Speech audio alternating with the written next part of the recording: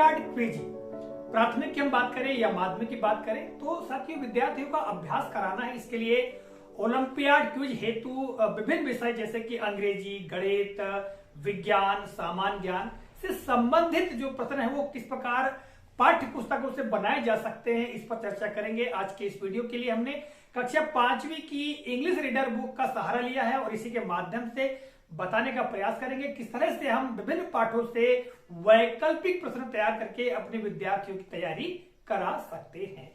कुछ यहाँ पर उदाहरण हमने प्रश्न भी लिखकर रखा है और इन्हीं प्रश्नों पर हम चर्चा करेंगे। जैसे कि सबसे पहले आप देख पा रहे हैं क्वेश्चन नंबर 1, वी से और ब्लैंक छोड़ करके एवरी डे।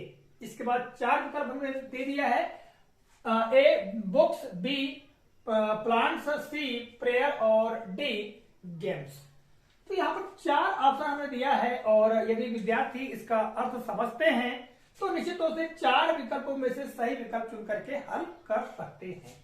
तो वी से अर्थात हम कहते हैं, ठीक है, या हम करते हैं, यहाँ आशय से आशय बोलने से नहीं है बल्कि हम यहाँ कहते हैं, ये ठीक है। तो वी से हम कहते हैं, क्या कहते हैं, एवरीडे, प्रतिदिन, यानी हम प्रतिदिन करते हैं या हम प्रतिदिन कहते हैं। क्या कहते हैं, पुस्तक कहते हैं क्या, ये जो प्लांट दिया है अर्थात पौधे कहते हैं क्या, या फिर हम गेम्स अर्थात खेल कहते हैं क्या, तो नहीं, आंसर होगा प्रेयर। ठीक है, तो अब इस प्रश्न को हमने कहां से बनाया, जैसे कि आप देख पा रहे हैं इंग्लिश रीडर पाठ्य पुस्तक में लेसन 1 दिया गया है। लेसन 1 में दिया गया है प्रारंभ में प्रेयर, ठीक है, लेसन 1 प्रेयर।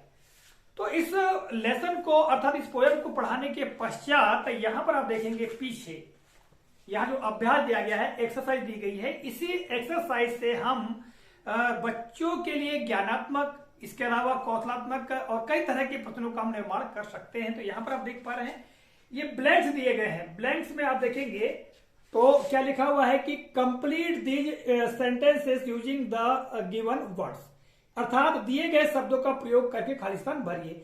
अब पहला ही वाक्य दिया गया यहाँ पर कि वी से ब्लैंक एवरीडे, यहां पर ये हमने लिए, इसी को हमने प्रश्न बना लिया। यहां पर ये देखिएगा वी से ब्लैंक एवरीडे, और 4 जो विकल्प हमने कहां से बना लिए कि भाई इनमें से ही चुन करके हमको एक विकल्प भरना है। तो हमने यहीं के 4 जो विकल्प है इनका चयन कर लिया, जैसे बुक्स, प्लांट्स, पेयर और गेम्स। तो निश्चित तौर से यहाँ विद्यार्थी को ज्ञान होगा तो उसका चयन करके बच्चे हल कर पाएंगे। ठीक है, इसी तरह से देखिएगा अगला जो क्वेश्चन है, who is letter known Swami Vivekananda, अर्थात बाद में कौन स्वामी विवेकानंद के रूप में जाने गए, ठीक है, या कौन स्वामी विवेकानंद के रूप में जाने गए, इसका आशय ये हुआ। तो यहां पर देखिएगा 4 आंसर हमने दे दिया है, जैसे कि ए में महलदास, बी में नरेंद्र, सी में मोहनदास और डी में नन ऑफ द अबव। तो यहां पर देखिएगा ये जो क्वेश्चन हमने लिया है लेसन 2 से, लेसन 2 फेस द प्रॉब्लम, ये दिया गया है, ठीक है। और यहां पर जब इस पूरे पाठ को पढ़ाएंगे विद्यार्थी को तो पूरे विद्यार्थी जब इस पाठ को समझ जाएंगे तो आप कहीं से भी प्रश्न बनाएंगे तो आसानी से जो विद्यार्थी है वो आंसर दे सकते हैं। अंत में यहां देखिएगा, it was great experience of life of Narendra, do you know who Narendra was, he was a great son of mother India, he is known as Swami Vivekananda. तो ये जो लास्ट का जो अनुच्छेद दिया गया है इसी अनुच्छेद से हमने ये प्रश्न बना दिया है। इसमें थोड़ा सा हमने शब्दों का एरर कर दिया, who is a later known, कौन बाद में जानने गए, स्वामी विवेकानंद, स्वामी विवेकानंद के रूप में, ठीक है। तो यहां पर जो दिया है he is known as Swami Vivekananda, और 4 जो विकल्प का हमने चयन किया, जैसे कि महलदास, तो बीरबल का जो नाम था पहले का क्या था, महलदास। तो बच्चों को भाई हमने यहाँ पर एक विकल्प के रूप में दे दिया, क्या इनको जाना गया। दूसरा नरेंद्र, यदि इस पाठ को पढ़ा है तो निश्चित तौर से इस विकल्प का चयन करेगा ही। और तीसरा मोहनदास, अर्थात महात्मा गांधी के बचपन का नाम मोहनदास, इसका हमने चयन यहाँ पर विकल्प के रूप में रख दिया। और डी है नन ऑफ द अबव, यानी उपरोक्त में से कोई नहीं, ठीक है। यदि आपको इस तरह से प्रश्नों का चयन यदि नहीं करना है तो आप बने बनाए क्वेश्चन भी यहाँ ले सकते हैं। जैसे कि देखिएगा ये जैसे who was walking along the Ghats, यही प्रश्न ले लिए, उसके केवल 4 उत्तर हमने लिख दिया।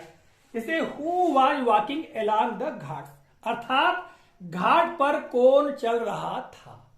इसमें 4 विकल्प हम दे सकते हैं, जैसे नरेंद्र, राहुल, सचिन, जो भी मतलब पाठ में, अगर ये जो इंग्लिश रीडर बुक है, इस बुक में जो भी पात्र होंगे उनके हम नाम दे सकते हैं। यदि बच्चों ने पाठ पढ़ा है तो सही विकल्प का चयन कर लेंगे।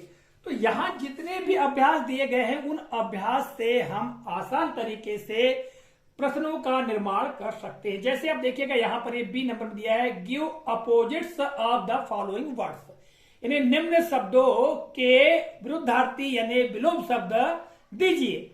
तो हम यहां पर दे सकते हैं, यहां क्वेश्चन बना सकते हैं। जैसे क्वेश्चन नंबर 3,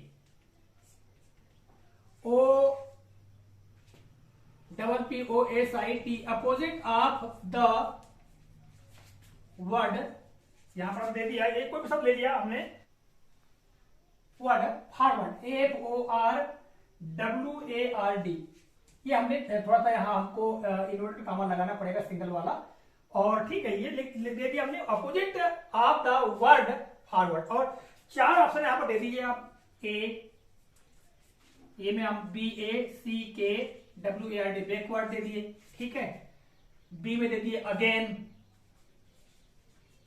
ठीक है। सी में दे दिए बिफोर,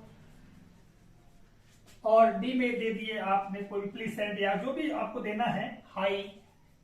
इस प्रकार से आप विकल्प दे सकते हैं। तो बच्चा फॉरवर्ड का यदि अर्थ समझता है तो उसका विरुद्धार्थी यानी उसका अपोजिट वर्ड निश्चित तौर से चयन कर लेगा बैकवर्ड। तो ऐसे क्वेश्चंस बना बनाकर यदि हम विद्यार्थियों का अभ्यास कराएंगे तो निश्चित तौर से वो इंग्लिश में दक्ष भी होंगे और उनको अच्छी खासी अंग्रेजी की समझ भी बनेगी, ठीक है। कई बार ये होता है कि इसे हम लॉन्ग यदि आंसर बच्चों को लिखवाते हैं तो उससे बच्चे लिख भी नहीं पाते या समझ नहीं पाते। यदि इस प्रकार के प्रश्न बनाते हैं और उसके 4 विकल्प दे देते हैं तो बच्चों को बहुत शीघ्रता से समझ में आता है और सही उत्तर का चयन भी कर लेते हैं। इसलिए परीक्षा में अभी आपने देखा होगा अर्धवार्षिक परीक्षा में 10 वैकल्पिक प्रश्न रखे गए थे, है ना। तो वैकल्पिक प्रश्नों के माध्यम से बड़े आसान तरीके से पूरी अंग्रेजी का अभ्यास भी हो सकता है। चाहे हम तो इनका हिंदी अनुवाद भी लिखवा सकते हैं, हिंदी अनुवाद बता सकते हैं, क्योंकि छोटे बच्चों को इनका अर्थ समझ में नहीं आता है। साथियों इसी तरह से आप हिंदी विषय की हम बात करें मतलब माध्यमिक स्तर के लिए या विज्ञान या गणित विषय, तो वो तो खैर हिंदी मीडियम में होगा, तो उस आसान तरीके से हम प्रश्नों का निर्माण कर सकते हैं और बच्चों को क्विज की तैयारी भी करा सकते हैं। इस वीडियो में यह जानकारी आप तक प्रेषित की, आशा करता हूं जानकारी उपयोगी लगी होगी। यदि आपके मन में कोई संशय या कोई प्रश्न उठ रहा हो तो आप कमेंट अवश्य कीजिएगा। मिलेगा अगले कालखंड में, तब तक के लिए जय हिंद।